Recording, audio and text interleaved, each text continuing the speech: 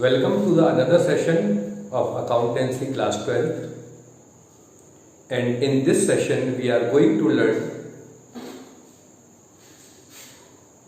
treatment of goodwill in case of retirement or death of the partner। जब भी कोई partner retire हो जाता है या उसकी डेथ हो जाती है तो हम गुडविल को किस टाइप से ट्रीट करते हैं।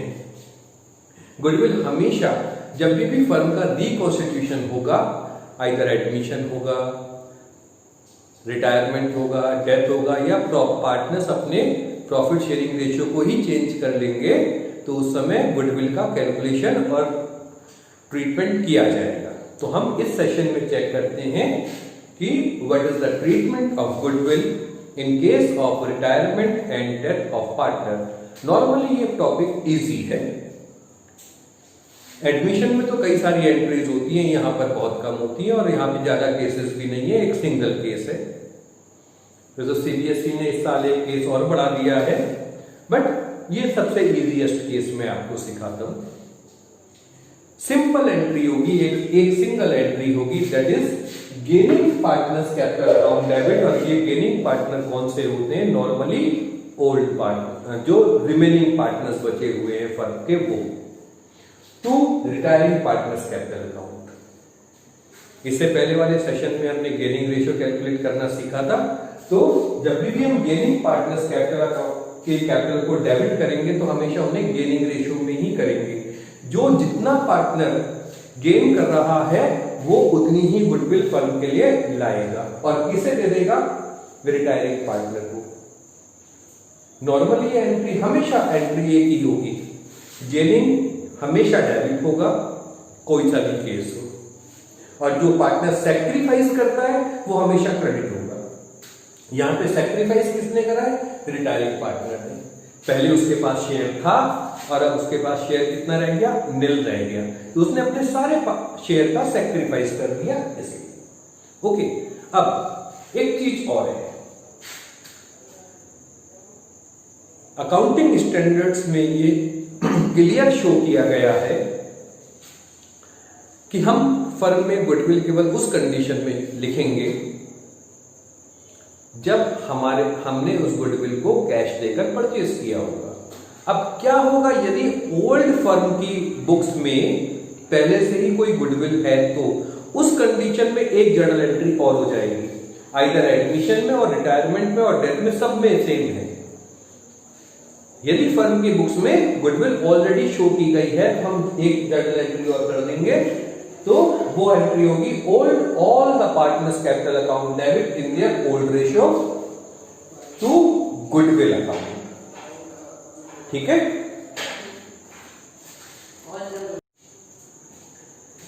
चलिए इस क्वेश्चन को समझते हैं गुडविल की जर्नल एंट्रीज के लिए।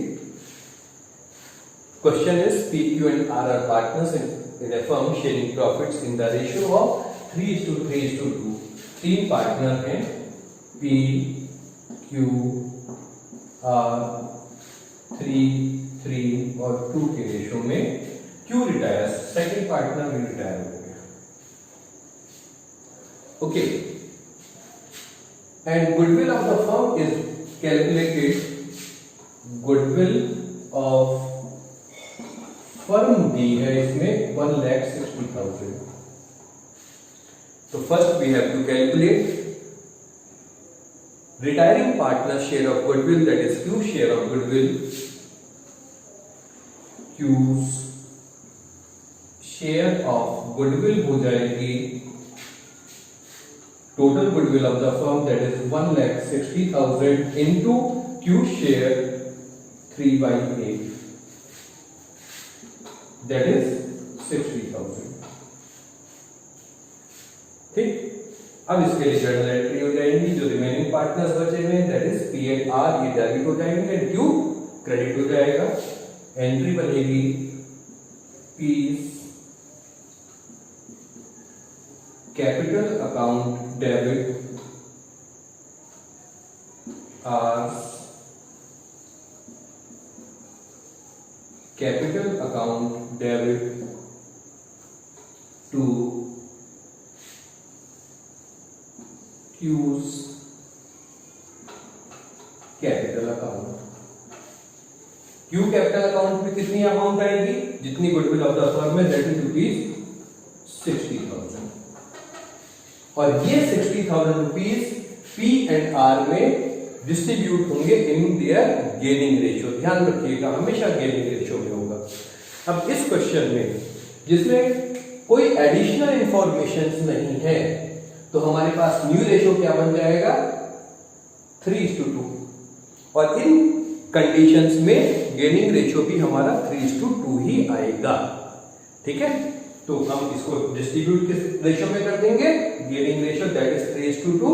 60 P का शेयर 60,000 इंटू 3/5 36,000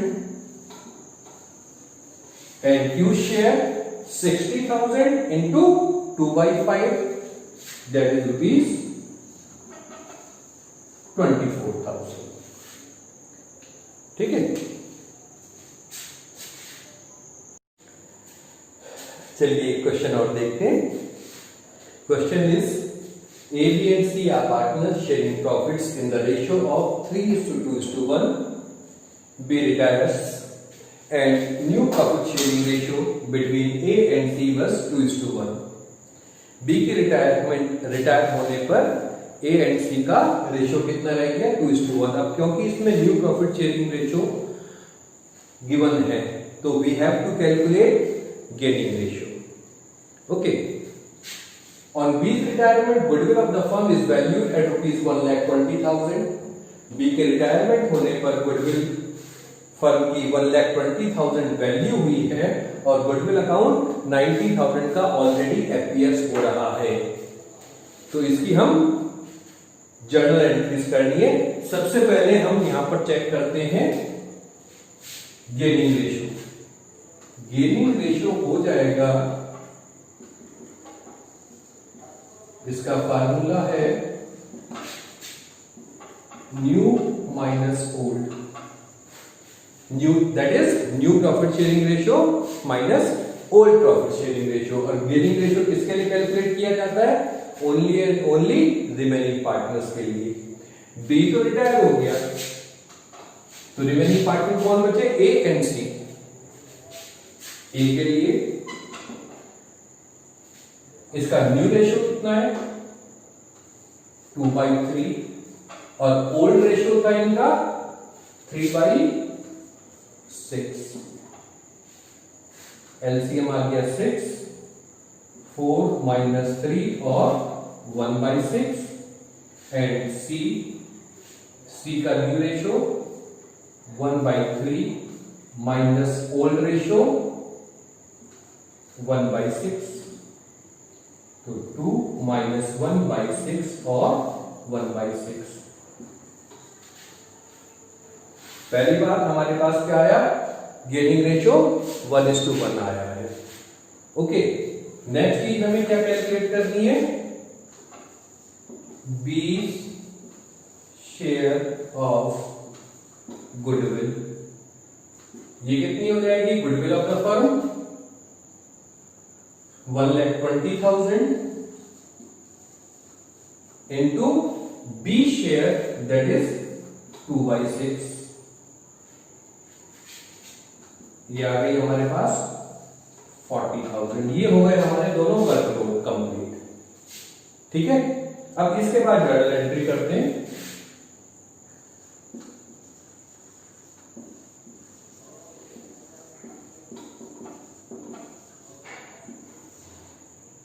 फर्स्ट एंट्री होगी हमारी, क्या एंट्री होगी? A's capital account debit, C's capital account debit to B's capital account. A's capital account debit, C's capital account debit to B's capital account. B में amount आ जाएगी 40,000 और ये A and सी में किस रेशियो में डिस्ट्रीब्यूट होगा? गेनिंग रेशियो में, दैट इज 1:1। 20,000 एंड 20,000।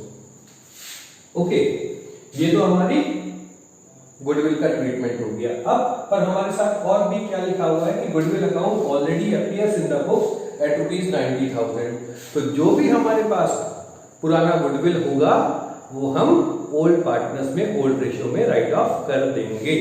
इसके लिए एंट्री बनेगी हमारी second, A's capital account debit, B capital account debit,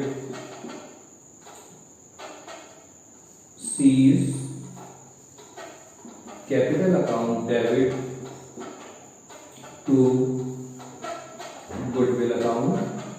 goodwill जितनी भी अपीयर हो रही है हमारे पास 90,000, और ये हम किस रेशियो में डिस्ट्रीब्यूट कर देंगे हमेशा, ओल्ड रेशियो में, दैट इज 3:2:1। ये अमाउंट आ जाएगी 45,000, 30,000 एंड 15,000। क्लियर?